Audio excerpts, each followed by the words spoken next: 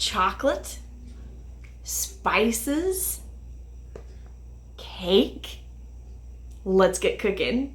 We are back this week with the 1929 Cupid's book that was given to young brides. And the recipe we're doing this time is chocolate spice cake. You can see from the ingredients that this looks like it's going to be really rich and really good. Now it says to go ahead and do a boiled frosting. You can do that if you want to, but I'm actually going to go ahead and do a standard white frosting because I just kind of like the taste of that better. So let's go ahead and get this started.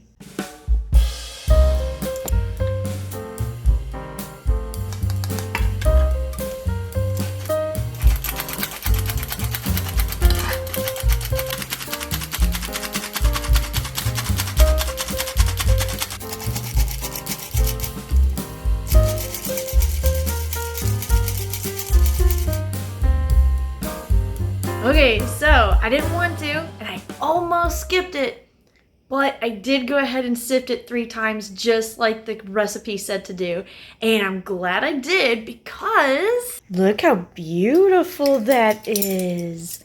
So nice and light and completely incorporated. So you can see that chocolate and those spices are thoroughly mixed, way more than you probably could have got just with, a wooden spoon or even a whisk. So I guess moral of the story is take your time, go ahead and sift it 3 times, and don't let your impatience to eat cake overrule what the recipe says. And so now next step is to add our wet ingredients. I'm going to go ahead and reconstitute some milk from my giant bag of dried milk from Sam's Club. Then we'll mix this together, put it in the pan, and hopefully start on our frosting very soon.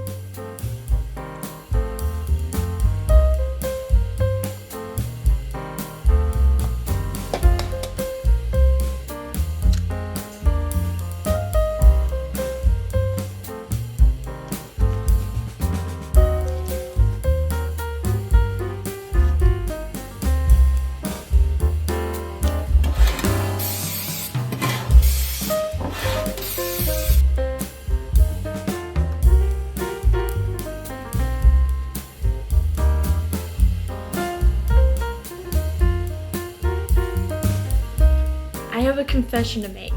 So I just took all that footage of pouring the chocolate and putting it in a pan and all that good stuff, and then realized that I forgot to add the walnuts. Fortunately, I remembered it just right after I put it in the oven, so it's not anywhere near baked yet. It was in there for just a second. I think we may be able to cheat, and I'm going to try to stir the nuts into the batter while keeping it in the pan. Yeah, let's just give it a try and see what happens.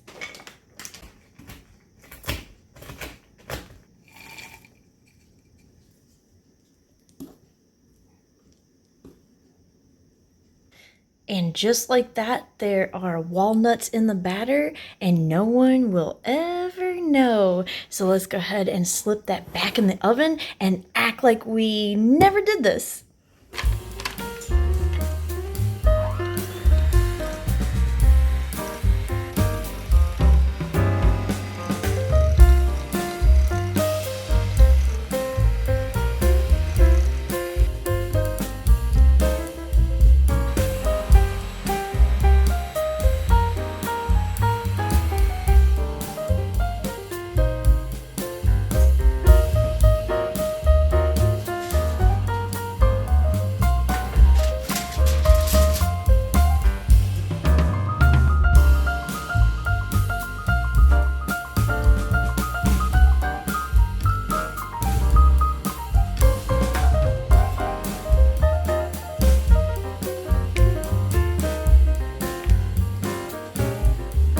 All right, we've been so impatient trying to wait for this thing to cool off. I did frost it a little bit sooner than I should have, but We couldn't wait.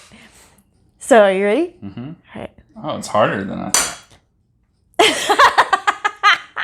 It's literally... Definitely a little bit like, I was expecting cake. It's not a cake. It's literally a brownie. Or a cookie. Yeah. You ready? Mm-hmm.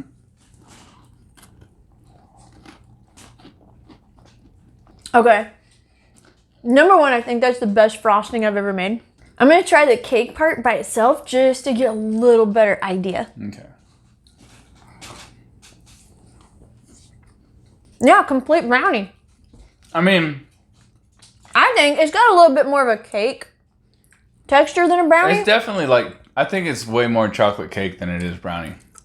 Like, you know what I mean? Like, if I were going to go one direction or the other. Yeah. But, like, it's more dense than what I would give, like, a typical cake. But it's nowhere near as dense as what I would think of as a brownie. If that makes sense. It's still good. I mean, it's a lot of sugar and chocolate. I know.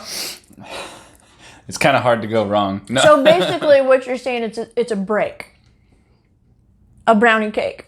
Break? It's a break. This will break anybody's diet, that's for sure.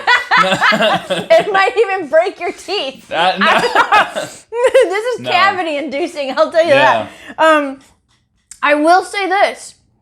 It's really good. Yes. But don't make it without the frosting. Yeah. I think it's not enough by itself. It's not, it's kind of like, I don't know how to explain it. Can you say generic brownie? Kind of like the way we had a generic cake a couple of weeks ago. You know what I mean? It's like, it's really good. I like the spices in it. Now I will say, and you're not supposed to do this, I know that, but I am a child of the 80s and I grew up doing this. I did actually take a little bit of a taste of the batter and you can definitely like taste the spices strongly more before it's baked than after. I'm getting a little bit of an aftertaste of the nutmeg and the cloves. Yeah. It's kind of like that little bit of a clean flavor that ends on your tongue. But it's not super strong. No, I'm not getting as much spice as I thought that I would. Right. The chocolate really is the most overpowering flavor in it, which isn't bad. But I did expect more like oomph with the spices. Right. But then like if you hadn't told me all that was in there, I wouldn't have known. Right. I don't think anybody would know. No. But add the icing to it and then all of a sudden you get like an elevated flavor. Yeah. So I wouldn't make this by itself. I think it lends itself to a cream cheese frosting. Yeah. Buttercream frosting. It was kind of like what I did with this one. Any kind of elevated, tasty frosting is going to go really well with this. Yeah, I agree. Like the chocolate actually is so the chocolate's so strong that you kind of need a little bit of like the sugar to cut it to make it like to really bring out the other flavors in it. So I do think it's something that's worth a try. I definitely think so too. Because and I think recommend the Ghirardelli. Even though it's a little bit more expensive than Hershey, it's not a lot expensive. It's just a little bit more that you notice that it's more expensive than Hershey. But I do think that the taste and I did notice a huge difference between the color and the texture of the Ghirardelli chocolate versus the Hershey's cocoa powder. Really? Yeah, it was like, I mean, you could tell that was just shaved chocolate bars into a bag. You know what I mean? Like no filler whatsoever. Wow. That stuff is chocolate. So I do think that the Ghirardelli is what actually makes this. Right. So there you go. Another one. We've had some really good desserts this month. So we're going to be really sugared out.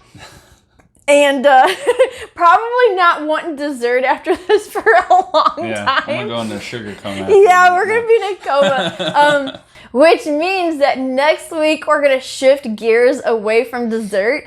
And we're going to go back to a budget dinner. Oh. Yeah, because I really want to do this once a month because I found this really good cookbook that my mom had given to me as a wedding present back in 2007.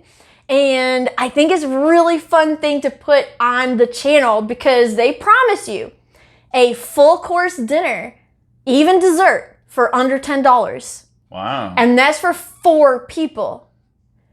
So that was $93. $1993. Oh, wow. So what is $2022 going to get you for this same thing? We shall see. Yeah, so we're going to pit time or year against year and see who comes out cheaper or if we're kind of the same. Who knows? Yeah. So stay tuned for that. It's going to be a lot of fun and hope you try this extremely cavity-inducing cake. And we'll see you next week. Bye. And if you like historical cooking and unusual cookbooks, here's 2 more videos you might enjoy. And make sure to like and subscribe for more foodie adventures.